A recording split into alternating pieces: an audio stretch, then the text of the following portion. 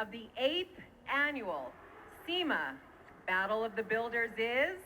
With the 1955 Chevy Bel Air, Bob Matranga. That's great memories.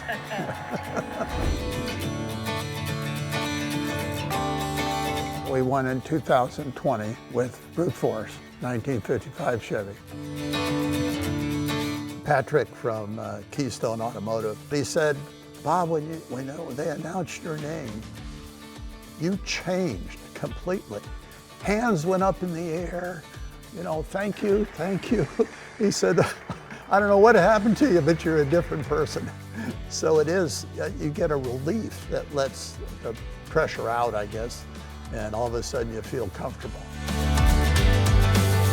I bought the car from a guy I met actually at one of the car shows out of Texas, and it was set up as a pro street car. We took the frame out of it and sold it and ordered a Art Morrison chassis, and that started the whole thing. Chris Brown designed the car. The engine we started with was a 540 Merlin block with hemispherical heads, twin turbocharged.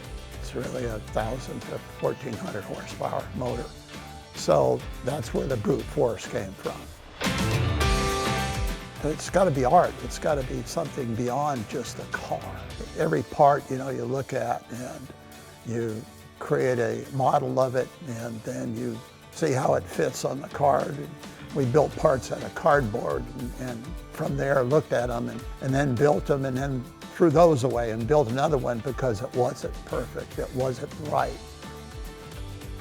The way the interior flows and the interior goes with the exterior. You step back and you look at it and you get a satisfaction of it. But there's not a store-bought part on that car. If you make the commitment and do it, there's a good chance you'll come up on top. If you don't and have an attitude of, that's okay, that'll work, you're wasting your time. Wherever you are, if you say SEMA Show, people know what it is.